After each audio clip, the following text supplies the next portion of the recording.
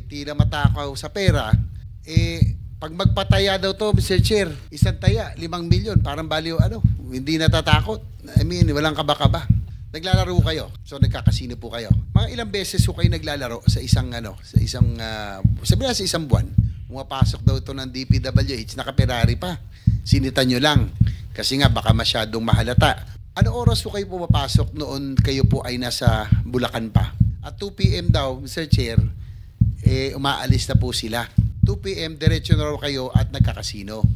Enzo Recto, kalaban ang katiwalian at kasinungalingan, kakampi sa katotohanan at kabutihan.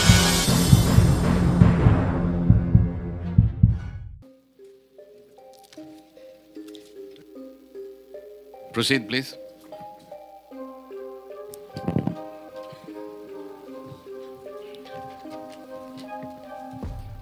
Adi, Henry Alcantara, kasi po nabanggitin ko kayo, ito yung pagkakataon din na maklarify nyo at malinis yung pangalan dahil sa lumalabas dito sa pagdinig ng Blue Ribbon Committee at doon sa privilege speech ni Senator Lacson ay yung inyo pong District Engineering Office ang naging notorious sa Bulacan. At na-confirm din po at inamin din po ni Secretary Bonoan na meron indeed na lumalabas na ghost projects. Ang katanungan ko lang po dito, narinig nyo ba na meron pala totoo ba na merong doon sa inyong terminology, doon sa inyong distrito na merong mga proyektong pang-sports at merong pang-pamilya? Narinig nyo na po yun? Your Honor, Chair, parang hindi ko po mag-gets yung pang-sports sa pang-pamilya po. Kasi po, yan base ron sa dating commercial at saka ibig sabihin po niyan, pag sinabing pang-pamilya, ito po yung mga proyektong lehitimo, may execution at na-deliver ng mga lehitimong kontraktor. At yung pang-sports, ito daw po yung talagang pwede paglaruan at talagang walang delivery, ito po yung guni-guni, ito po yung ghost projects at talagang buo yun na pinipera na lang. So, kino-confirm nyo ba o dinideny nyo na meron pong ganitong dun sa inyong distrito? If I may po, explain ko lang po. Nung po ang ating presidente ay nagsalita po sa kanyang SONA, the day after po, I called up the present district engineer at that time, D.E. Bryce Hernandez, to make an inventory of all the projects from 2022 to 25. Tinawagan ko po siya dahil sabi ko kailangan inventaryohin yan. Ang assessment ko lang po, baka mamaya po ay may mga kulang na haba, 1 metro, 2 metro, pa revalidate po. After 2 days, tumawag po ulit ako sa kanya. Sabi ko, anong balita? Mayroon ba tayong mga defects na kailangang ayusin? Sabi niya po, wala. After, nasa 4A na po ako noon, Assistant OIC, Assistant Regional Director na po ako. Nagpa-Zoom meeting. Kailan po kayo lumipat ng 4A? June 16 po, 2025. So, magmula noon, si Bryce Hernandez na ang District Engineer ng First Engineering District Office sa Bulacan, tama? Yes po, Your Honor, Mr. Chair. Sige po. Mamaya po, Mr. Chair, tatanungin ko rin si Bryce Hernandez dahil mukhang wala na ho siya yatang planong sumipot, dahil I think you have given ample time, Mr. Chair, that for him to show up, nakasabina na po siya ngayon na nag-ano ng contempt. So I suggest that the warrant of arrest be issued on Bryce Hernandez and JP Mendoza dahil ito daw po yung mga notorious na talagang involved at mukhang wala na silang plano na sumipot dito. Sige po, ituloy niyo po, Opo, thank you po. Henry Alcantara. Nag-Zoom meeting po kami. Pinatawag ko po lahat ng mga dating kasamahan ko para po kaharap po sila. Bine-verify ko po sa OIC-DE Bryce Hernandez, meron ba tayong mga findings sa mga defects? Sabi niya po, wala. After the meeting po, isang kaupo lang po na construction chief ang nagpunta po sa akin. 2 po actually, si Engineer Galang, ang hepe po ng planning. At nagsabi sa akin na, boss, parang meron kaming nakikita na posibleng wala po. So, ang sabi ko po sa kanila, August 3, 7 PM, that was Sunday. Pinatawag ko po, lahat po sila. Sabi ko, totoo ba ang balita na mayroong mga project na nabayaran? Without my knowledge po. Kasi po, explain ko lang po, ako po yung umaasa at nagtitiwala sa mga tao ko na lahat po sila nakapirma na. Sa bandang huli, ako po, yun po, aminin ko, may negligence on my part. Nung pong meeting na yon, Kausap ko po silang dalawa, totoo ba?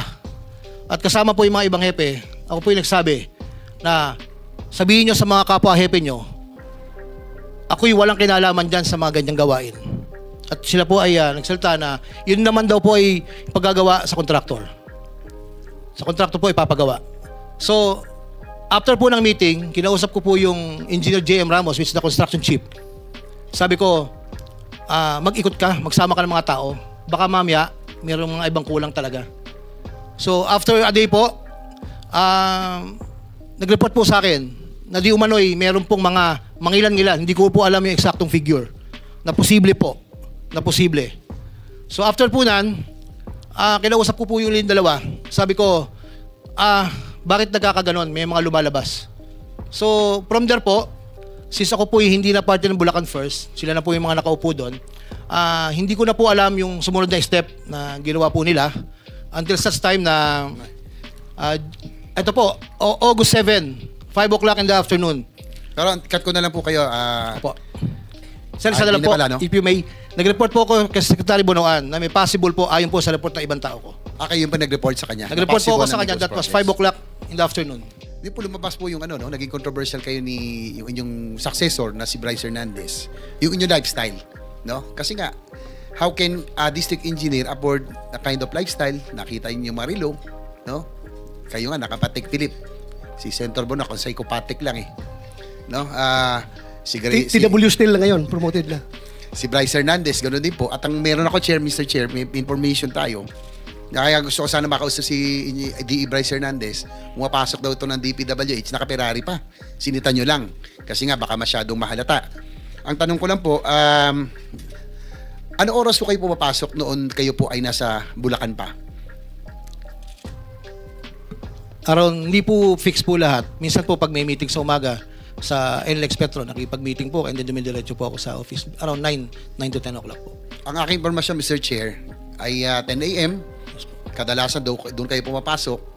Yun, nung DE pa, tas assistant nyo sila Bryce at yung sila JP Mendoza. At 2 p.m. daw, Mr. Chair, umaalis na po sila. Ito po, confirm nyo kung totoo hindi. 10 a.m. to 2 p.m., 2 p.m. diretso na raw kayo at nagkakasino. Totoo po ba ito? Hindi. Ako po, maabot po ako ng 5 o'clock, Your Honor. 4 o'clock, 4:30 po. Pero yung grupo nyo raw po, hindi lang kayo shopping buddy, pati po sa paglalaro. Yan po, dapat po ma-verify paano ho kayo nakakapasok. Considering that you are government officials, paano kayo nakakapasok sa casino? Lalo to si Bryce Hernandez, sinabi ni Senator Lacson, tila matakaw sa pera. Pag magpataya daw to, Mr. Chair, isang taya, 5 milyon, parang baliw, hindi natatakot. I mean, walang kaba-kaba. Do you confirm or deny, Mr. Alcantara, Engineer? Your Honor, hindi ko po alam kung magkano tinataya niya dahil hindi naman po kami magkasama sa table. Inamin ko po, ako po'y nakapasok sa casino, Your Honor. Hindi po honor, pang ilang beses, hindi yan, hindi kayo regular, pero naglalaro kayo, kasama po siya. Minsan po kasama, minsan po hindi. So nagkakasino po kayo? Inamin ko po, Your Honor, Mr. Chair.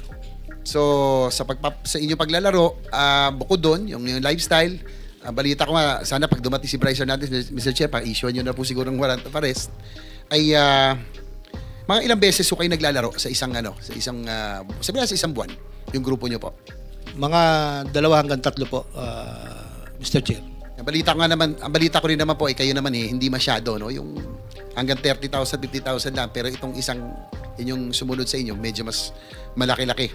So Mr. Chair, pwede ho kaya natin pakuha ang CCTV footages ng kanilang di umano'y field trip araw-araw sa casino. If you can ask siguro yung Soler North kasi na pinakamalapit doon po sa norte, no? Meron pa ako mga tanong sana, Mr. Chair, pero I'll just ask siguro on my next round, Mr. Chair. Bunyog, halikan na kasama ka. Bunyog, kapag buklod ay may pag-asa. Luzon, Visayas, Mindanao, isa ang pananaw. Sa bagong Pilipinas ang bunyog isisigaw.